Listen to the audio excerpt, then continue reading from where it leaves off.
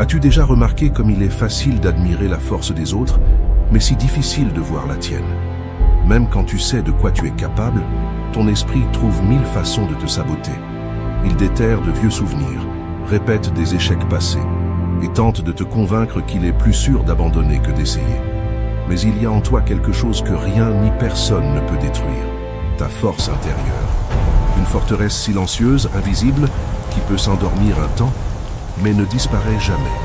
Le problème, c'est que la plupart des gens cherchent la confiance là où elle ne naît pas, dans la validation, dans les résultats, dans l'approbation des autres. Mais la vraie confiance en soi ne dépend pas des applaudissements. Elle dépend de l'attitude. Elle s'éveille au moment où tu commences à faire davantage confiance à tes actions qu'à tes résultats. Quand tu agis avec courage, même sans savoir ce qui va se passer, quelque chose change. L'esprit comprend que tu n'as plus besoin de certitude pour avancer, que tu es capable, non pas parce que tout a réussi, mais parce que tu n'as pas renoncé à toi-même. Les stoïciens appelaient cela la maîtrise intérieure. Ils savaient que la confiance n'est pas une question de chance, mais d'entraînement. Et que la véritable force apparaît quand tu comprends que ce qui te forme, ce n'est pas ce qui t'arrive, mais ce que tu fais de ce qui t'arrive. Aujourd'hui, je vais te montrer comment avoir cette confiance, non pas avec des phrases toutes faites, mais avec des pratiques stoïciennes simples et profondes, capables de restaurer ton pouvoir intérieur. Et si tu veux commencer maintenant, écris dans les commentaires « Aujourd'hui, je crois en moi ». Parce que toute transformation commence par une décision, et la tienne commence aujourd'hui. Et avant de commencer, je te demande seulement 2 choses. Aime cette vidéo et abonne-toi à la chaîne. Ainsi, ces paroles atteindront ceux qui recherchent plus de clarté. Pratique 1. Fais à nouveau confiance en toi. Il y a en toi quelque chose qui ne se brise pas. Même lorsque tout semble s'effondrer, même lorsque le corps faiblit et que l'esprit doute, il existe un centre silencieux qui demeure intact, une flamme qui ne s'éteint jamais, seulement recouverte de cendres pendant un temps. Les stoïciens appelaient cela la forteresse intérieure, un espace que personne ne peut envahir, où ta volonté et ta raison gouvernent encore, même au milieu du chaos. Mais, parfois, tu oublies que cette force existe. Tu l'oublies les jours où la fatigue pèse plus lourd que la foi, dans ces moments où la peur te murmure qu'il vaut mieux abandonner.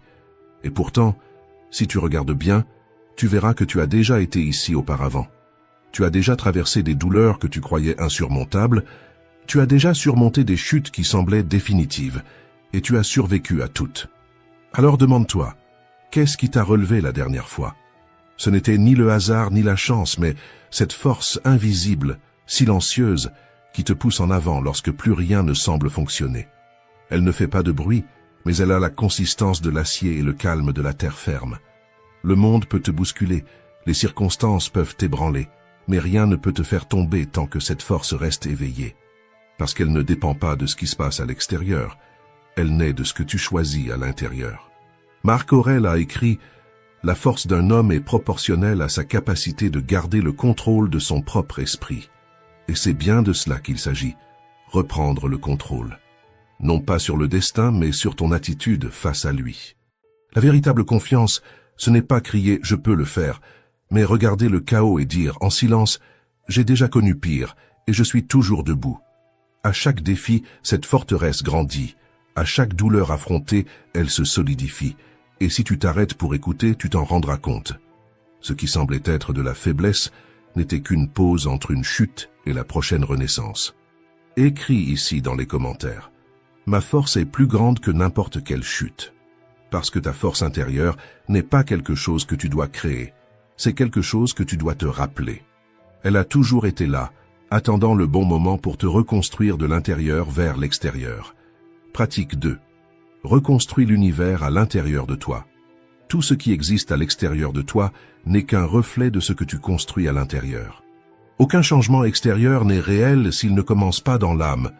Tu peux avoir de nouvelles opportunités, des portes qui s'ouvrent, des personnes prêtes à te soutenir, mais si ton monde intérieur est envahi par l'insécurité, tu verras une menace là où il y a une chance, de la peur là où il y a un chemin, et du doute là où il y a une possibilité. L'esprit humain est un miroir, il reflète ce qu'il abrite. Si le miroir est trouble, le monde paraît déformé. Mais lorsque tu le nettoies, lorsque tu organises tes pensées, guérit tes souvenirs et réaligne tes intentions, la réalité change de forme sous tes yeux. Les stoïciens appelaient cela la maîtrise intérieure, l'art de gouverner son propre monde avant d'essayer de réparer celui des autres. Parce que celui qui ne construit pas un abri en lui-même vit à la merci de chaque tempête extérieure. Réfléchis à cela. L'insécurité, la peur, la comparaison, tout cela sont des murs construits par ton propre esprit. Et ce qui te retient le plus, ce n'est pas ce qui te manque, mais ce que tu continues à répéter, les vieilles pensées, les vieilles croyances et les vieux schémas. Ils forment un labyrinthe dans lequel tu tournes en rond, croyant être perdu, alors qu'en réalité tu as simplement oublié la sortie. Épictète disait « Aucun homme n'est libre tant qu'il ne se domine pas lui-même. » Et cette liberté ne naît pas de la force, mais de la conscience. C'est lorsque tu comprends que tout ce qui t'emprisonne se passe dans ta propre tête et que, malgré tout, tu as la clé. Recréer ton monde intérieur, c'est cela. Changer le ton de la voix qui te parle. C'est remplacer le « je n'y arrive pas » par « je suis encore en train d'apprendre ». C'est rééduquer la voix de l'insécurité, jusqu'à ce qu'elle devienne seulement figurante et non plus narratrice principale. C'est commencer à planter des pensées qui soutiennent la version de toi que tu veux devenir. Pense à ton esprit comme à un jardin. Tu peux le laisser pousser au hasard, plein de mauvaises herbes de peur, de doute et de culpabilité, ou le cultiver avec intention, en l'arrosant de présence, de patience et de discipline. Ce qui fleurira dépend de ton choix. Et plus tu nettoies le terrain à l'intérieur, plus la vie à l'extérieur commence à répondre. La loi est simple. Le monde change lorsque tu changes ta manière de le voir. Ta voix intérieure ne décrit pas la réalité, elle la fabrique. Et plus tu auras de maîtrise intérieure pour la rééduquer, la questionner et la diriger, plus ta vie changera. Recréer ton monde intérieur, ce n'est pas effacer le passé, mais le transformer en sagesse. Ce n'est pas nier la douleur, mais construire quelque chose de beau à partir d'elle. C'est te rappeler chaque jour que le pouvoir de recommencer ne t'a jamais été retiré. Écris ici dans les commentaires, le changement commence en moi. Parce qu'au fond, la véritable révolution est silencieuse, elle se déroule en secret, dans l'esprit, jusqu'au jour où le monde entier se rend compte que tu es renaissant. Pratique 3. Apprends à rester entier dans le présent. Nous vivons comme si le temps était un ennemi. L'esprit court vers l'avenir, le cœur reste accroché au passé, et le présent se perd au milieu du chemin. Mais c'est seulement ici, dans cet instant, que la vie se déroule vraiment. Les stoïciens appelaient cela l'attention pleine à la raison, l'art d'être entièrement présent dans chaque acte comme si ce moment était le seul existant. Marc Aurèle nous a laissé l'une des phrases les plus puissantes à ce sujet. Concentre-toi à chaque instant, en romain, en homme, à faire ce qui est devant toi avec sérieux, précision, tendresse, volonté et justice. Il ne parlait pas de perfection, mais de présence, car l'esprit absent est le berceau de presque toutes les souffrances. Combien de fois étais-tu physiquement présent quelque part, mais avec la tête perdue dans 1000 pensées, revivant de vieilles conversations, anticipant des scénarios qui n'arriveront peut-être jamais, essayant de contrôler ce qui ne peut pas l'être. Et, sans t'en rendre compte, tu as cessé de vivre le présent, le seul temps qui existe vraiment. Être présent demande du courage, le courage d'arrêter de courir, de regarder ce que tu ressens, d'accepter ce qui est. Parce que le présent est simple, mais l'esprit complique tout. Il veut revenir à ce qui est déjà passé ou s'avancer vers ce qui n'est pas encore arrivé. Et c'est dans cette oscillation que naissent l'anxiété, la fatigue et le vide. La présence, au contraire, est un acte de pouvoir.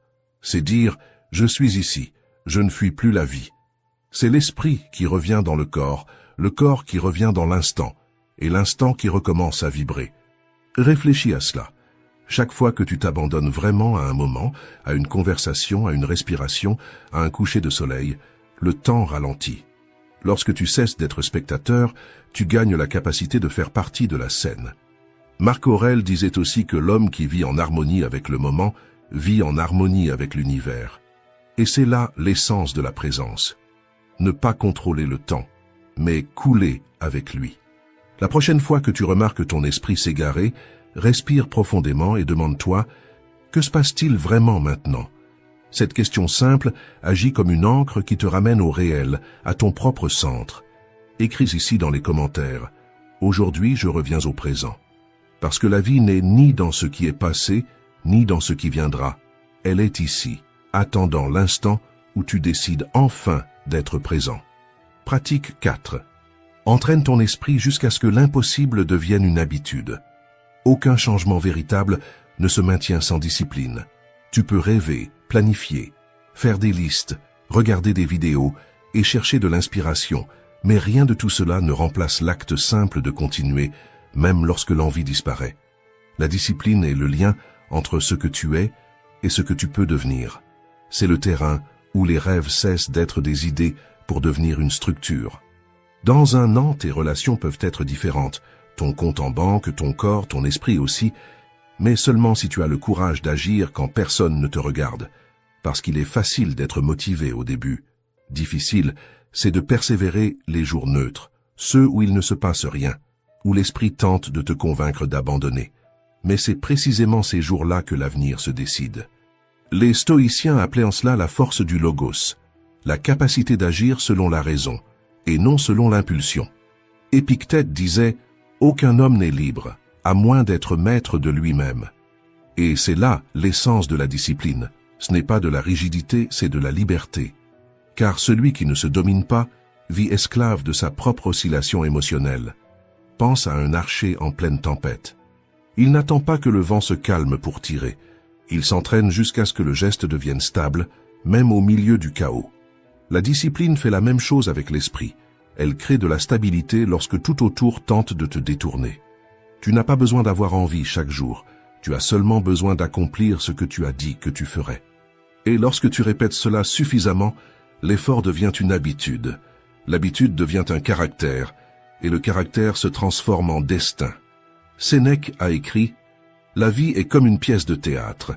Ce qui importe, ce n'est pas la durée, mais la qualité de l'interprétation. » La discipline est ce qui définit cette qualité.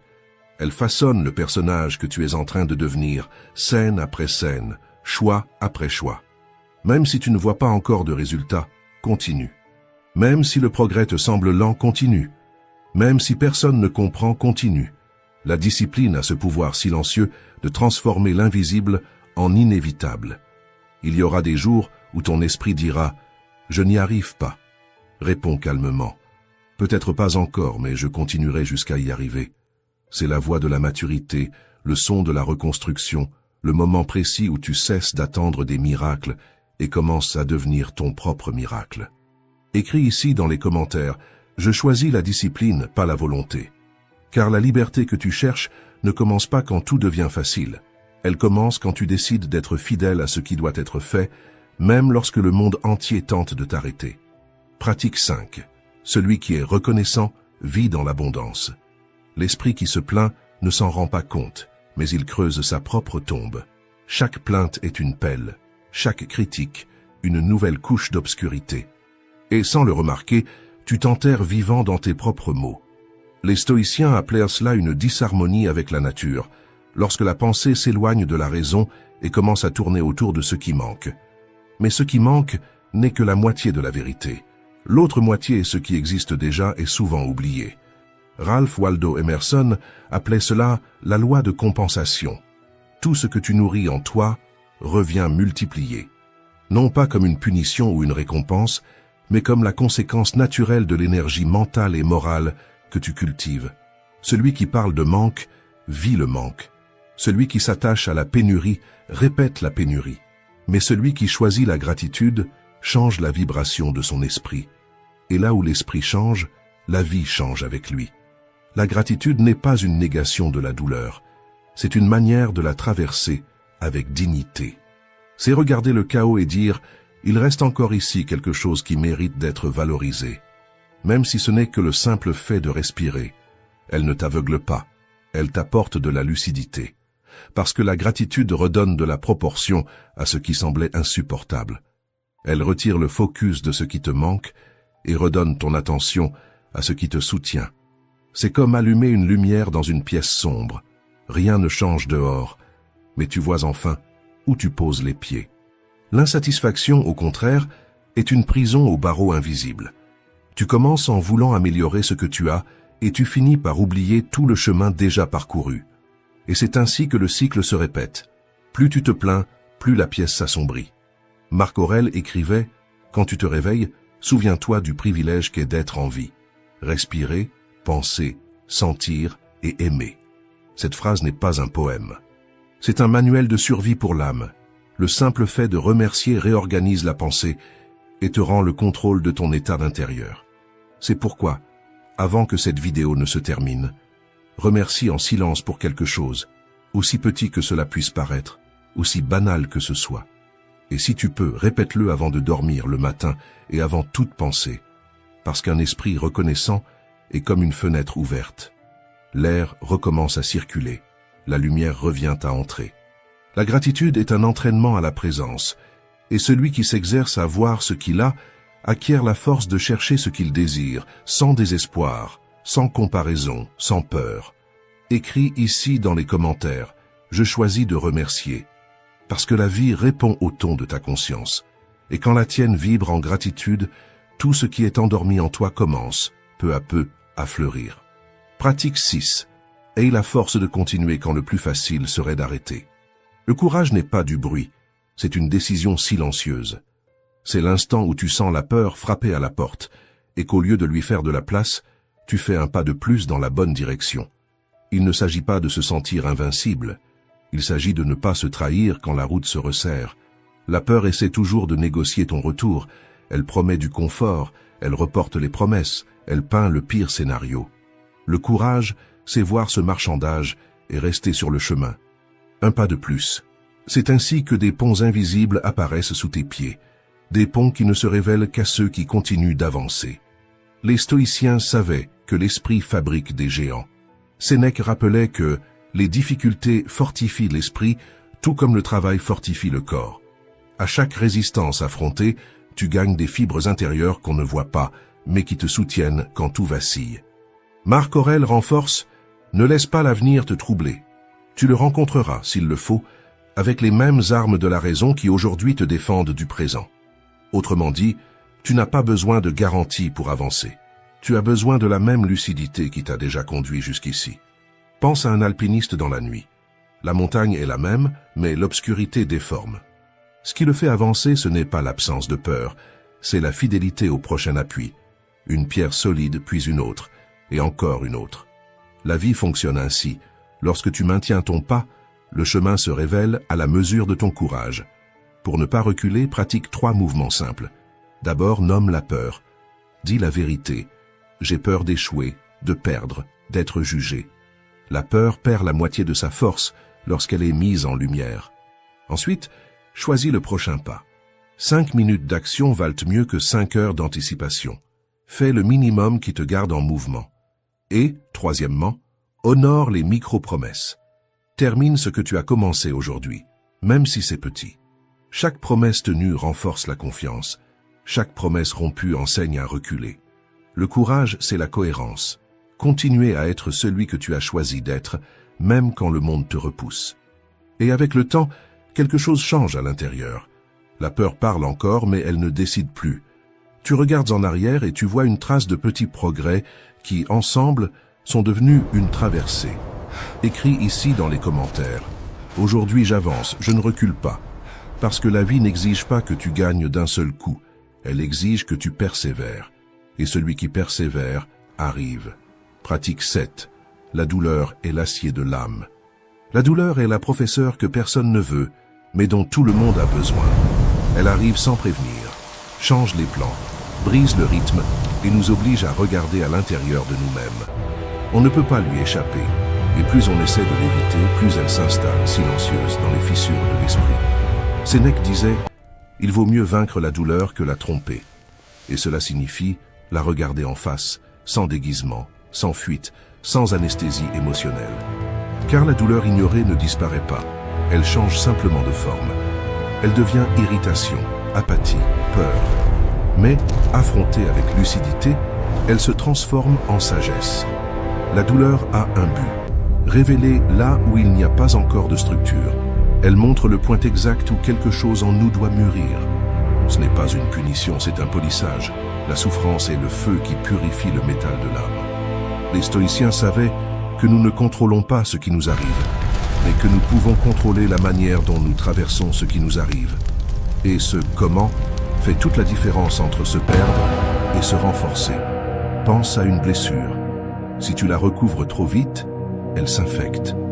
Mais si tu as le courage de la nettoyer, même si ça brûle, le corps guérit. L'âme est pareille, elle a besoin d'exposition à la vérité, de contact avec la réalité, d'espace pour cicatriser. Marc Aurèle a écrit « L'obstacle à l'action fait avancer l'action. Ce qui bloque le chemin devient le chemin.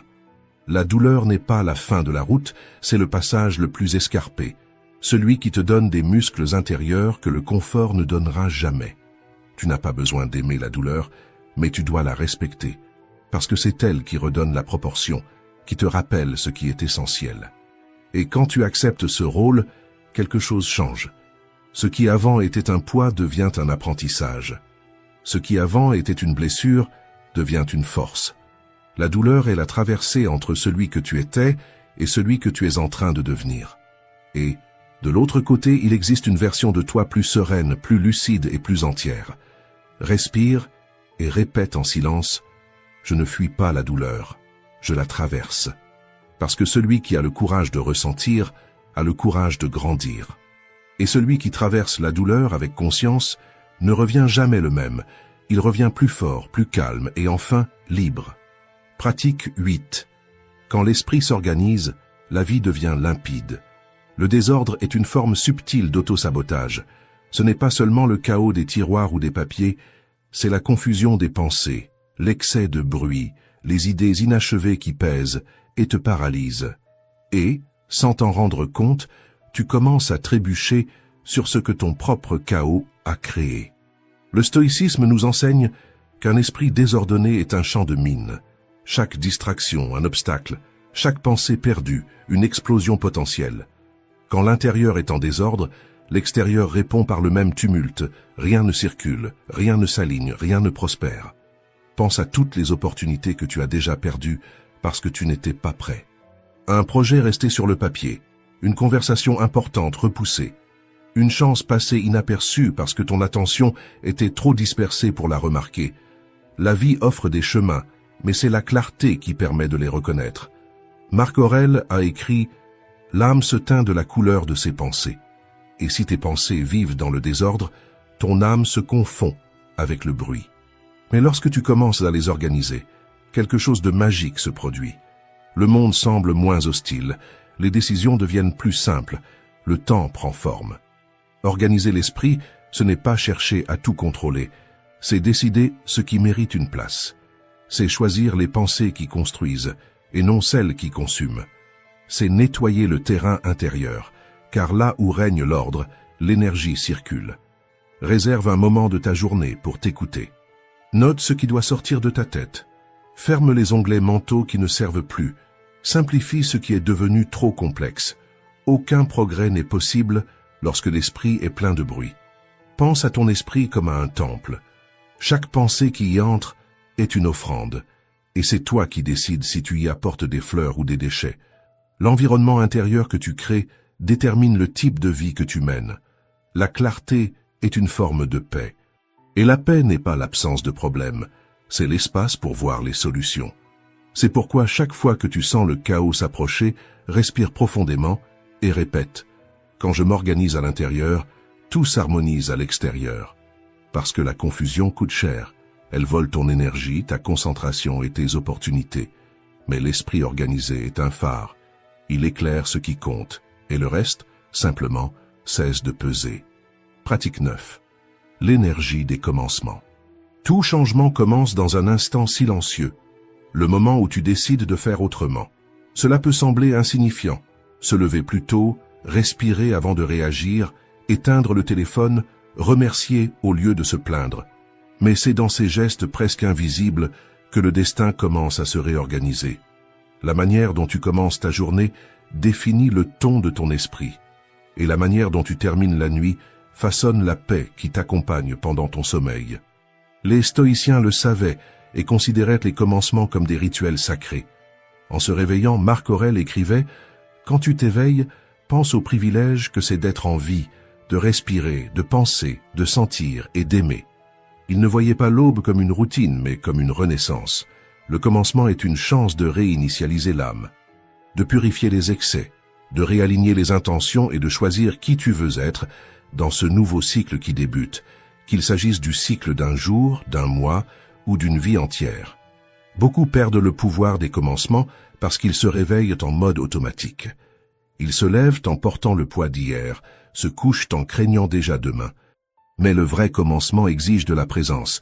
Il exige de regarder le moment présent avec révérence, comme si tu tenais entre tes mains quelque chose de fragile et de sacré. Alors, avant de plonger dans le bruit du monde, respire.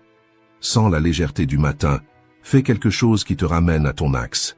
Lis une phrase, médite, range ton espace, ou simplement remercie. Ce n'est pas une perte de temps, c'est une construction du temps. Parce que la manière dont tu commences ta journée détermine ce que la journée fera de toi. Et lorsque la nuit viendra, ralentis. Ferme les écrans, ferme le bruit et ouvre le silence. Revois ce que tu as vécu, apprends de ce qui t'a blessé, reconnais ce qui a grandi. Le repos est le point de départ du prochain commencement. Épictète disait « Ce n'est pas ce qui t'arrive qui compte, mais la manière dont tu réagis. » Eh bien, réagir commence avant d'agir. Cela commence dans la préparation, dans la clarté, dans l'intention avec laquelle tu te présentes devant la vie. La magie des commencements ne réside pas dans ce que tu fais, mais dans la manière dont tu le fais. Avec attention, avec sérénité, avec intention, parce que tout ce qui commence avec conscience se termine avec sens. Écris ici dans les commentaires. Aujourd'hui, je recommence avec mon âme. Parce que chaque jour est un nouveau commencement. Et chaque fois que tu t'éveilles vraiment, le monde s'éveille avec toi. Pratique 10. Aie confiance dans le temps de ton évolution. La confiance en soi ne naît pas du jour au lendemain. Elle se cultive, s'arrose, se polit avec le temps, comme un arbre qui grandit en silence avant d'apparaître à la lumière. Mais nous vivons à une époque qui nous a convaincus que tout doit être immédiat. Le succès, la guérison, le changement. Et c'est cette précipitation qui détruit ce que tu essaies de construire. Les stoïciens appelèrent la patience la vertu du sage, parce qu'elle est l'équilibre entre agir et faire confiance, entre faire ce qui dépend de toi et accepter le rythme naturel des choses. La confiance en soi est un